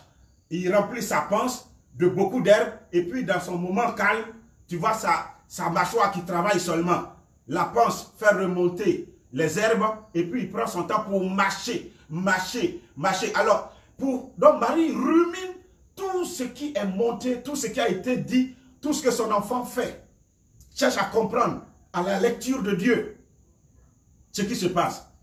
Alors frère, vous voyez ce qui a attiré Dieu chez celle-là, c'est ça. Maintenant toi tu ne parles que de onction. Onction ça attire Satan. Mais ces vertus-là, non. Ils n'aiment pas ça. Parce qu'eux ils veulent pervertir l'homme. Mais Dieu veut travailler l'homme pour le rendre beau. La beauté vient de Dieu, pas de Satan. Donc la beauté de ton âme dépend de Dieu, mon frère, et de toi. Tu dois travailler, tu dois te discipliner, tu dois marcher dans la discipline pour que ce que Dieu veut faire, il le fasse jusqu'au bout. Il y a certains, ils vont quitter le monde sans avoir atteint le but pour lequel Dieu les a suscités. Pourquoi? Parce qu'ils n'ont pas été intègres, ils n'ont pas marché dans la dignité. C'est tout cela qui fait que Marie, elle est digne d'être honorée, d'être célébrée, d'être glorifiée. Tout ça, parce que Dieu l'a appelée, sa dignité vient de cela, parce que Dieu l'a appelée, et elle a été intègre jusqu'à la fin. Dieu a appelé Moïse, Moïse a flashé en route. Dieu a appelé Aaron, Aaron même a flashé en route, a fait faire fondre de l'or pour faire même un veau d'or. Le grand Aaron, le tout premier grand prêtre. Dieu a appelé Samson. Samson a flashé dans la prostitution, dans l'immoralité. Salomon a flashé. Il avait à lui seul, combien? 1000 femmes. 300 femmes reconnues et 700 concubines. Vous voyez, c'est parce que Dieu a demandé. Et quand vous allez regarder tous ceux qui se disent hommes de Dieu aujourd'hui, nous tous là, c'est la même chose. Dieu nous a appelés à un certain stade de notre vie, tout immaculé, et en route, nous avons tous flashé. Mais la miséricorde de Dieu va nous prendre pour nous faire partir jusqu'au bout. Mais il n'en a pas été ainsi pour Marie. C'est pourquoi l'Esprit Saint est fier d'elle. C'est pourquoi son époux, c'est l'Esprit de Dieu. Et alors, tous les enfants de cette femme-là, la descendante de la femme, doit la célébrer bienheureuse, dit l'Écriture. Le thème de ce soir, donc, c'était ça. Pourquoi Marie est-elle digne d'être célébrée, d'être honorée, d'être glorifiée? Pourquoi? Et je suis sûr, en m'écoutant, que tu as compris pourquoi elle doit être honorée et célébrée. Et je voudrais justement que ce que tu as entendu soit pour toi occasion d'être bonifié dans ton amour et dans ta foi vers la Vierge Marie, pour que quand tu dois la célébrer, que tu sois tout libéré, sans pesanteur et sans intimidation. Et quel que soit le milieu, parce que c'est les autres qui ne comprennent pas la vérité. Mais toi, tu l'as entendu de ma bouche ce soir. Et c'est un devoir pour toi de la faire connaître, de la faire comprendre. C'est un devoir pour toi de prendre Marie chez toi. C'est pourquoi l'ange même a dit à Joseph, ah Joseph, ce qui est en train de se faire, tu ne comprends pas, hein? Si tu comprenais le mystère de Dieu dans la vie de cette femme, c'est toi qui aurais couru. Ne crains pas, Joseph, de prendre Marie chez toi. Ne crains pas, ne crains pas. N'aie pas peur. Il y a plusieurs aujourd'hui. Ce sont des évangéliques, ce sont des assemblées de Dieu, ce sont des pentecôtistes, ce sont tellement de confessions. Même certains, même, ils sont catholiques. Ils ne veulent pas de cette femme. Ça ne veut pas dire que tu ne seras pas au ciel, mais c'est quand même malheureux. Parce qu'il y a une richesse inouïe en cette femme. Et tout comme l'ange a dit à Joseph, toi aussi, n'aie pas peur de l'avoir dans ta vie. Il me plaît toujours de citer cette dame, j'ai perdu son nom, cette prophétesse, qui était ma compagne de voyage, ma voisine, et qui m'a dit, les catholiques ne savent pas le trésor qu'ils ont chez eux. Il dit, ah bon? Il dit, la femme, là, la vierge, que moi je suis prophétesse évangélique, mais je vais au sanctuaire marial. Je vais au sanctuaire marial une fois par mois. Je vais pour manifester ma joie, ma foi, mon amour envers elle. Et je vais avec mon mari et mes enfants. Et je vais également avec certains de mes fidèles. Parce que j'ai pris le temps de leur dire que Marie n'est pas ce que vous croyez. Et vous avez entendu un pasteur évangélique qui est encore là, dans un pays africain, au Burkina Faso, qui a dit, vous les protestants là, c'est comme ça il parlait. Vous les protestants là, faites attention avec elle, avec cette femme là. Vous ne la connaissez pas. Mais vous serez surpris quand vous serez au ciel. C'est comme ça il parlait à ses frères protestants. Quand on ne connaît pas quelque chose, on fait silence. Ou on demande à l'Esprit de Dieu pour qu'il nous éclaire. J'ai été très heureux de passer ce temps et de parler de Marie aujourd'hui avec vous. La seule chose que je peux faire, c'est de prier pour vous, pour que Marie se révèle à vous. En fait, Marie, c'est l'ordre de la révélation. Si elle ne se révèle pas à toi, si l'Esprit Saint ne te la révèle pas, tu ne la connaîtras pas. Tu ne sauras pas qui elle est. Tu vas la bafouer. Ça ne te dit rien. Et là, peut-être que tu baisses ça au compte aussi de la sirène des eaux. Que les derniers temps sont des temps de manifestation de la Vierge. Que partout, depuis le 19e siècle, on ne fait que entendre parler d'apparition de Marie. Et quand Marie apparaît, elle ne fait que parler de son Fils. Elle ne fait que parler de miséricorde de Dieu. Elle ne fait que parler de conversion des pécheurs. Elle dit qu'elle sauve des âmes. Et c'est pourquoi on l'appelle la co-rédemptrice. Elle sauve des âmes. À Fatima, lorsqu'elle a apparu à Fatima, les trois enfants, Il y a un qui priait pour ceux qu'ils connaissent. Et Marie a dit, celui-là, s'il doit guérir, il faut qu'il fasse beaucoup de chapelets. Cet autre, dites-lui de se confesser, d'aller voir les prêtres, de se confesser, de demander pardon pour ses péchés. Mais cette autre, elle va mourir. Mais vous deux, je viendrai vous prendre bientôt. Elle n'a pas dit elle va aller voir Dieu. Elle dit je viendrai vous prendre bientôt. Mais toi, Lucie, tu vas rester, tu vas durer sur cette terre parce que Dieu va se servir de toi pour faire la promotion de mon cœur immaculé partout dans le monde. Donc tu vas durer sur cette terre, toi Lucie. Vous comprenez, frères et sœurs? Elle a fait un signe et elle a ouvert les yeux des voyants, les trois. Et ils ont vu l'enfer. Ils ont vu comment les âmes qui sont damnées sont dedans. Ils ont été dans des états incroyables. La peur les a marqués. Et elle a dit, voici où vont les âmes de tous ceux qui vont en enfer. C'est pour ça, c'est pour les sauver, que Dieu veut répandre partout dans le monde la dévotion à mon cœur immaculé. Le cœur immaculé de Marie est donc comme l'arche de Noé qui va sauver le reste. Dieu veut utiliser le cœur immaculé de Marie pour sauver le reste, pour sauver les hommes. Dans ce cœur immaculé, plein d'amour, de miséricorde et de compassion, Dieu veut sauver l'humanité et préserver l'humanité du péché originel. Elle avait demandé que la Russie soit consacrée au cœur immaculé. Ça avait été, on a mis du temps pour le faire. Tellement de temps que la promesse de Marie n'a pas pu se tenir. Parce qu'ils n'ont pas consacré pour nous éviter la Deuxième Guerre mondiale. Elle a dit, écoutez bien, elle a dit, faites le chapelet pendant 6 mois. La guerre là va cesser. La guerre mondiale, c'est une guerre qui concerne toutes les nations. C'est plusieurs esprits qui se mettent ensemble. C'est plusieurs systèmes qui se mélangent. C'est un des régimes conflictuels qui s'opposent. Mais quand elle a dit, ça va cesser, 6 mois après, quand elle a fini de dire, quand elle a fait le signe du soleil, la Première Guerre mondiale a cessé. Mais elle a dit, consacrer la Russie à mon cœur. La Deuxième Guerre mondiale risque de venir consacrée. Pour que je l'empêche. Les gens n'ont pas accepté cela. Et la Deuxième Guerre mondiale est venue, plus foudroyante. Marie apparaît depuis le XVIIe siècle, elle continue d'apparaître. Et quand elle apparaît, c'est pour marquer le territoire de son empreinte.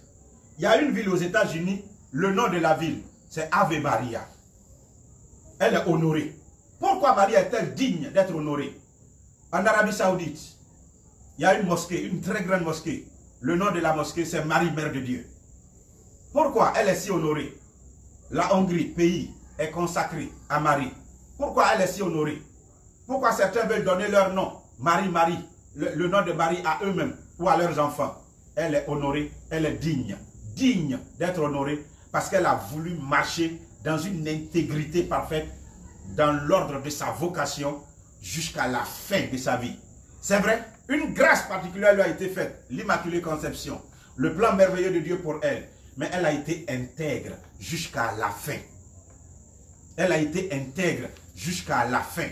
C'est ce qui lui a valu le droit d'être appelée Immaculée Conception, digne de vénération, digne d'honneur, digne de louange, digne de gloire. Je vais finir en vous relisant ce passage merveilleux. Faisons l'éloge des hommes illustres, de nos ancêtres, dans leur ordre de succession. Faisons l'éloge de nos ancêtres. Et Marie fait partie des ancêtres. Il dit, tous, ils furent honorés par leurs contemporains, glorifiés pendant leur jour durant. Certains d'entre eux laissèrent un nom, donc il y a eu la renommée. Et qu'on cite encore avec des éloges. D'autres n'ont laissé aucun souvenir. Ils ont disparu comme s'ils n'avaient jamais existé. Au temps de Marie, il y a beaucoup qui existaient. Mais tu connais son nom? Marie fait partie de ceux qui ont marqué l'histoire. Voici des hommes de bien, dont les bienfaits n'ont pas été oubliés. Dont leur descendance Dans leur descendance, ils trouvent un riche héritage, leur postérité. Et leur descendance reste fidèle au commandement. Et aussi, grâce à eux, leurs enfants. Leur descendance demeurera à jamais. Leur gloire ne ternira point. La gloire de la Vierge ne sera pas ternie. C'est pourquoi, quand le serpent, le dragon rouge, de sa gueule, a vomi les eaux pour engloutir Marie, Dieu est venu en aide et lui a donné les 2 ailes du grand aigle. La descendance de la femme la proclamera à jamais bienheureuse. Que celui qui a des oreilles pour entendre ce que l'Esprit dit. Amen. Et tu vas élever la voix. Et je veux que nous tous ici, que nous élevions la voix, selon ce que nous avons entendu, ce qui nous a touchés, pour rendre grâce à Dieu, pour ce plan merveilleux qu'il a eu pour la Vierge. Et aussi, après, pour louer la Vierge, pour ce qu'elle a eu la dignité. Dieu l'a choisie immaculée, mais elle a marché dans l'intégrité. Et aujourd'hui, sa génération, sa descendance que tu es appelé à la proclamer bienheureuse. Élevons tous la voix et commençons à rendre grâce à Dieu. Prions au nom de Jésus. Seigneur, Marie, Mère de Dieu, Sois vivant, sois vivant, sois vivant. C'est l'amour que tu nous as donné et qui est dans l'ordre de cette ventre qui domine nos vies. Toi, la mère de notre Seigneur, le Sauveur de Dieu. Et toi, le soir, nous te bénissons. Marie, te louons, nous te digne d'être célébrée aujourd'hui. Je te souhaite bonne fête. Au travers de cette fête, Marie, nous voulons t'élever à un rang de dignité, à un rang honorable de Marie de Nazareth. Toi qui es au-dessus entre tes mains de toutes les mères. Nous voulons te saluer tout le monde. Oh, cette mère, je bénis ton Reine des reines. Je te loue, mon puissante et on se joue de ton grâce.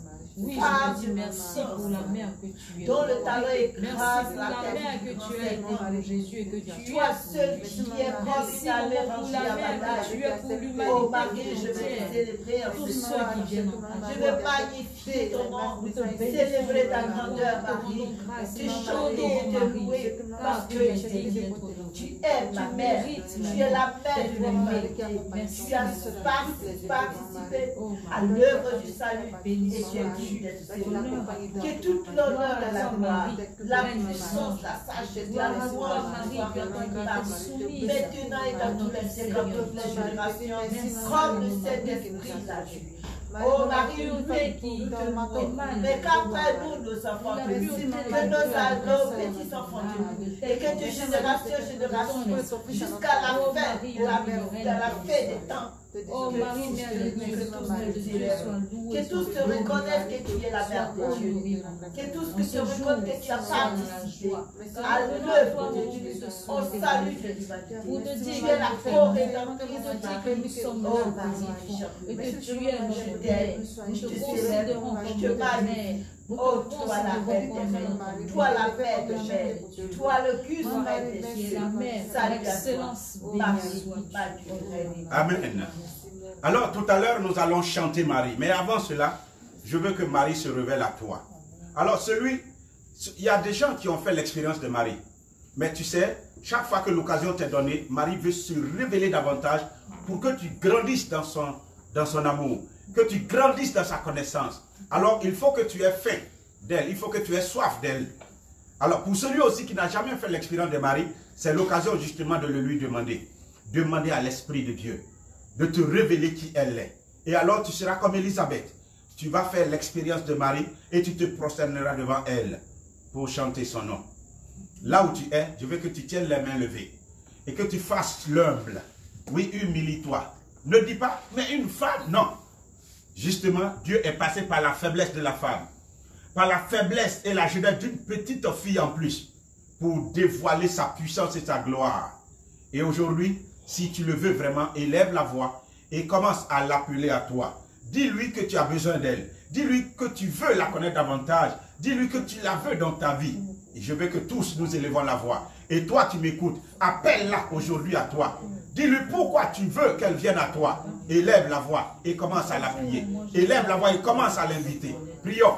Prions avec notre plus belle voix. Prions surtout avec notre cœur.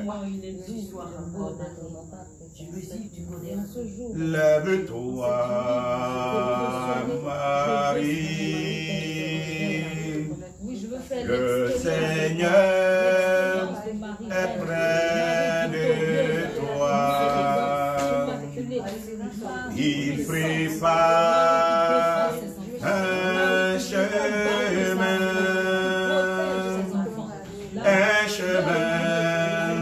pour l'homme de Dieu. Lève-toi, Marie, c'est ton heure, ne tarde pas. Il est là, il attend celui que ton cœur a cherché. Lève-toi, lève-toi, lève-toi, Marie, mon mari, c'est ton heure, ne tarde pas, ne tarde pas, il est là, il attend celui que ton cœur a cherché. Alors tu as besoin de Marie, je t'assure, elle va te visiter. Tu vas faire l'expérience de Marie aujourd'hui. Tu as besoin d'elle, mais ta famille a besoin d'elle. La région où tu es a besoin d'elle. La ville où tu es a besoin d'elle. Le pays où tu es a besoin d'elle. Le monde a besoin de Marie aujourd'hui. Parce que le plan merveilleux de Dieu s'accomplit par elle dans la puissance du Saint-Esprit.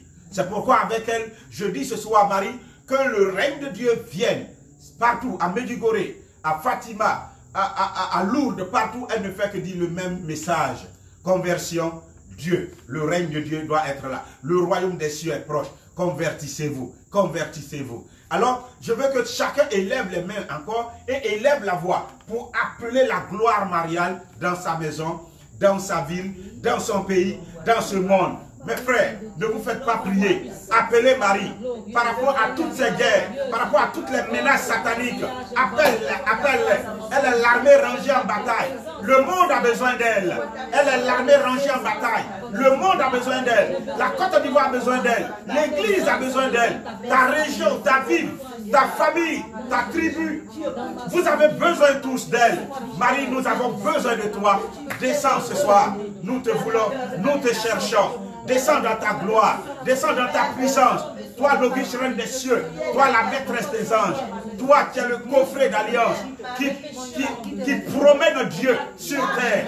Oh, nous te saluons et nous t'invoquons. Nous avons plus que besoin de toi. Viens éteindre les flèches de l'ennemi, les traits enflammés du diable, partout dans le monde qui est en détresse, ce monde qui est en flamme. Viens au cœur de l'église, viens au cœur de nos familles, viens au cœur de la nation de la Côte d'Ivoire, viens au cœur de toutes les nations en guerre. Oh Marie, nous t'appelons, nous t'invoquons, viens et manifeste-toi. Apporte la paix dans ton amour. Apporte la paix dans notre histoire.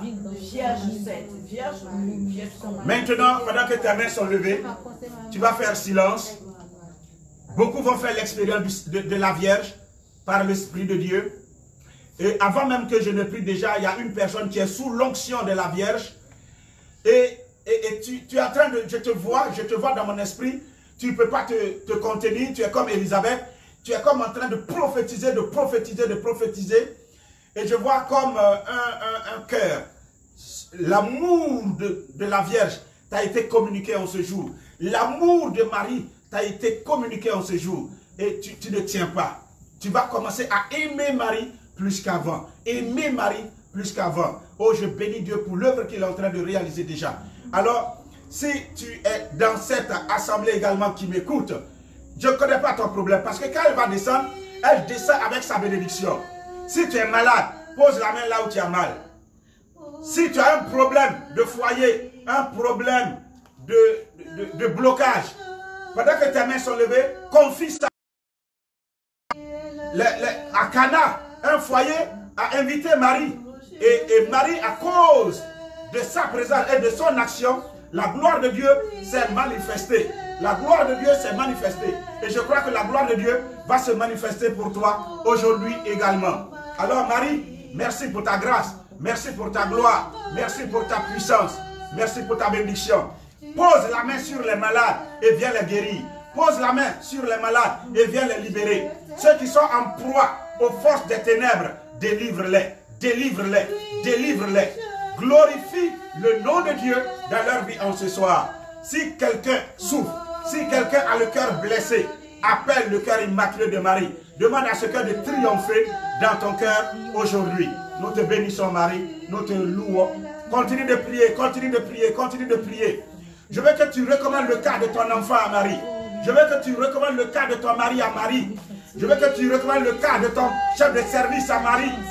Ton problème de chômage à Marie, de voyage à Marie. Cette difficile épreuve que tu traverses, que tu es en train de traverser seul, confie-la à Marie. Elle va t'aider. Elle est une mère. Et à cette occasion où on honore les mères sont honorées par les enfants. Et le problème de l'enfant préoccupe la mère. C'est à cause des enfants qu'une mère se sacrifie. Alors elle est prête à te bénir. Elle est prête à te bénir. Elle est prête à te toucher. Oh Rabakinta, Raibakinta. Rimbo konto roi bobo koto bobo kinta Raibakinta. Shikabakinto roi bokinta Raibakinta. Alors, Amen. Tu vas lever les deux mains maintenant. Peut-être pour éviter d'être distrait, tu vas fermer les yeux. Mais si les yeux ouverts, tu n'es pas distrait, tu peux rester comme ça, connecté. Je te pose une seule question. Une seule question. Est-ce que tu veux que Marie te visite? Oui ou non? Ça dépend de toi. Ta réponse, je l'attends. Est-ce que tu veux la visitation de la Vierge? Oui, je veux. Oui, je veux. Marie a rendu visite à Élisabeth. Élisabeth n'a plus jamais été la même. Est-ce que tu veux que Marie te visite?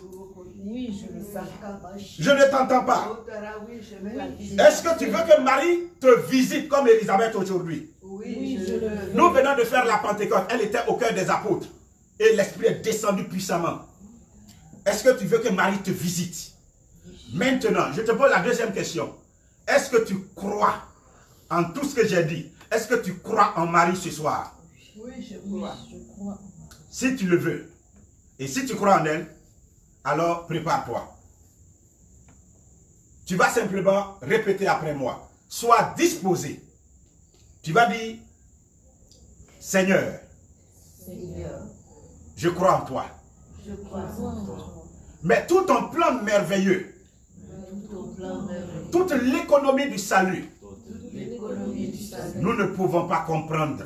nous ne pouvons pas comprendre. Aujourd'hui, Aujourd'hui, tu me fais grâce tu fais grâce et tu m'accordes le mystère de la Vierge Marie. et tu m'accordes le mystère de la Vierge Marie. Je crois en toi, Marie.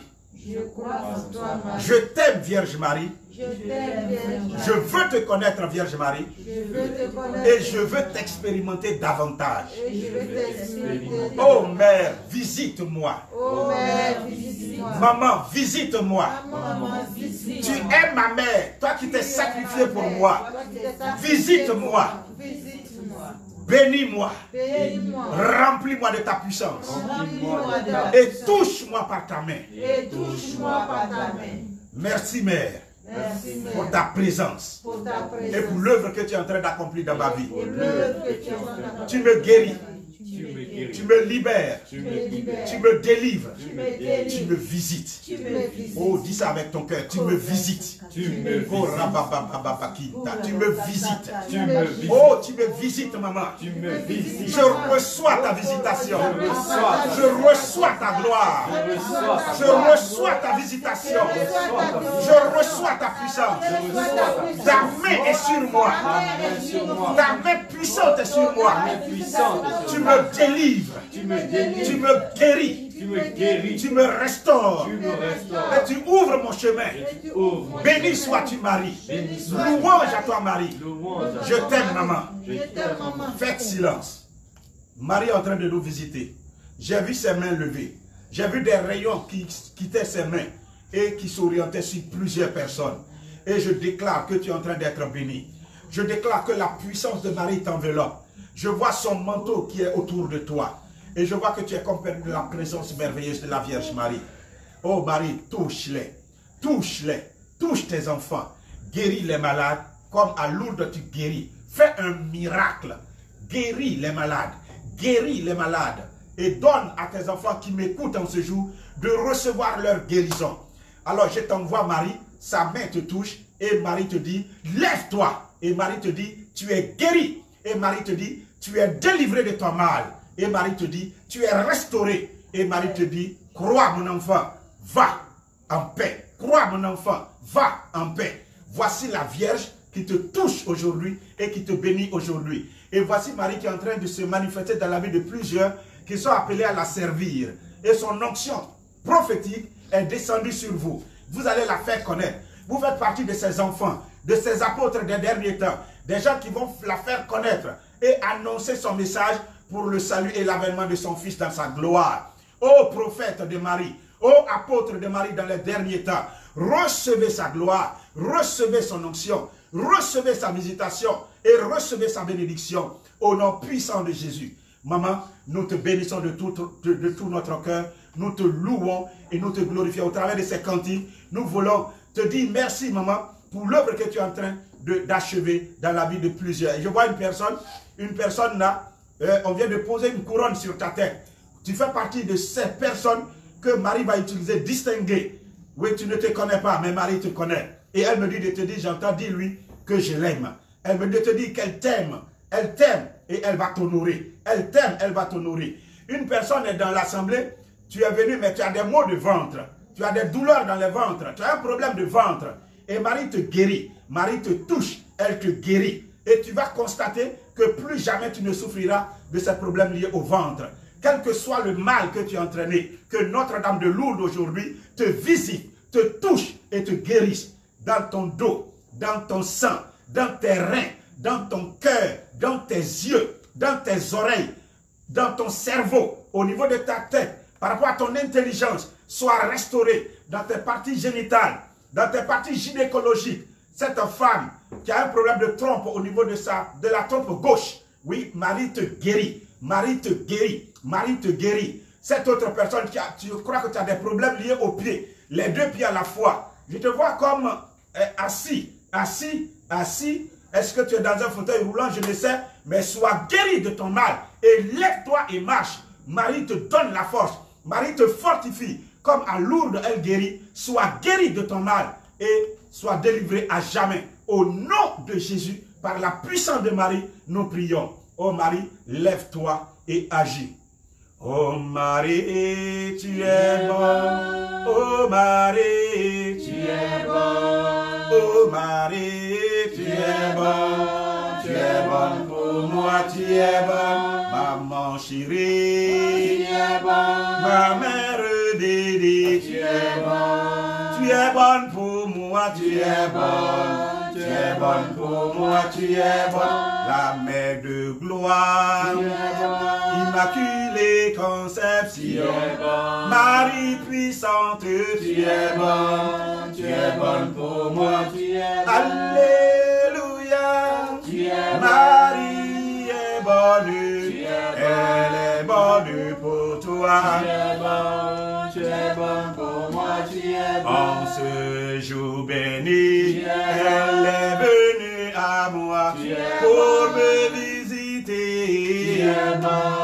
Tu es bonne pour moi, tu es bonne. En ce jour béni, elle a ouvert ma voix. Je veux la louer. Tu es bonne pour moi, tu es bonne. À qui te comparer? Oh Marie, ma maman. À qui te comparer? J'étais malade, tu m'as guéri. Oh Marie, tu es bonne pour moi, tu es bonne. J'étais dans la misère, j'étais dans la galère, j'étais dans la prison. Tu es bonne pour moi, tu es bonne. Alléluia, Marie est bonne, elle est bonne pour nous. Tu es bonne pour moi, tu es bonne. Oh Marie, oh Marie, oh Marie, tu es bonne pour moi, tu es bonne. J'aurais voulu continuer pour qu'on fasse une veillée de prière. Mais je vais devoir m'en contenter aujourd'hui, tout en vous disant merci pour votre attention. Tout en vous disant merci pour votre attention. Mais en nous donnant rendez-vous pour le dimanche prochain. Désolé, aujourd'hui, c'était à 17 h. Mais c'est à 17h30 pratiquement que j'ai commencé. Vraiment désolé. À cause de fête des mères là, je voulais tellement bien faire que j'ai été trop pris. Mais dimanche prochain, 17 h. D'ici là, partagez. Il faut qu'on connaisse Marie. Il faut qu'on sache qui Marie est. Et il faut que ceux qui sont les enfants de Marie la découvrent mieux. Et la célèbrent, apprennent à la louer, apprennent à la glorifier, à la chanter. Au nombre de ceux-là, toi-même. Il faut que quand tu la loues, tu l'honores, que tu sois à l'aise.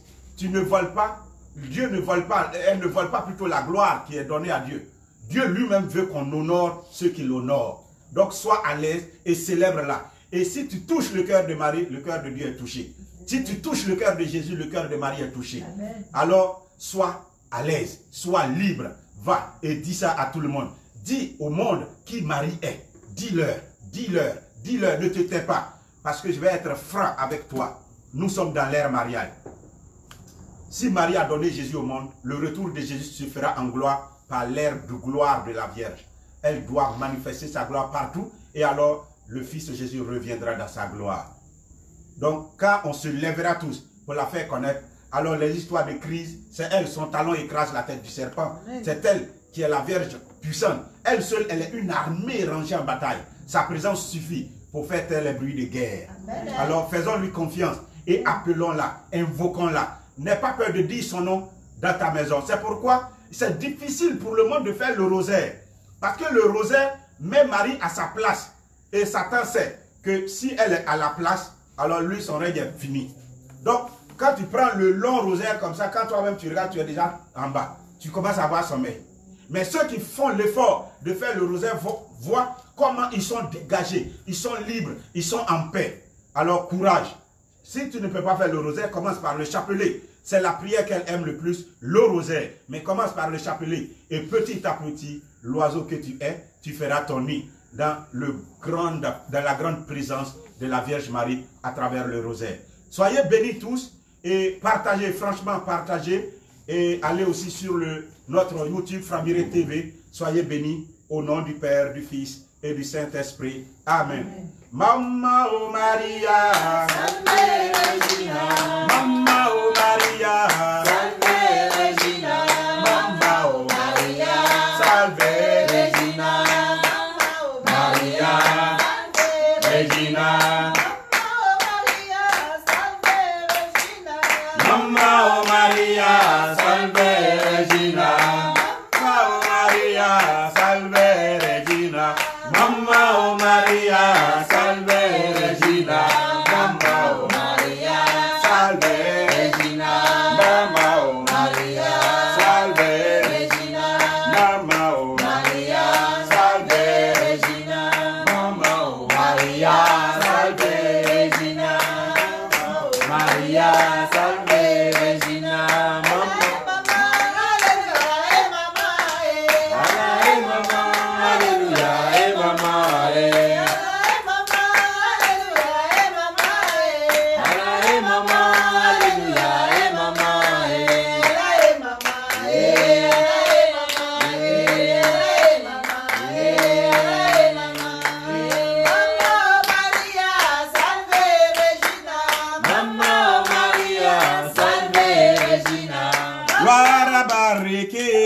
La reine du ciel. Alléluia. Gloire à Marie qui est ma mère et ta mère.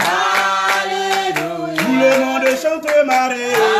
Alléluia. Tout le monde chante son nom. Alléluia. Alléluia, tu peux la louer. Alléluia. Alléluia, tu peux la chanter. Alléluia. Alléluia, célébrons Marie. Alléluia. Alléluia, bénissons Marie.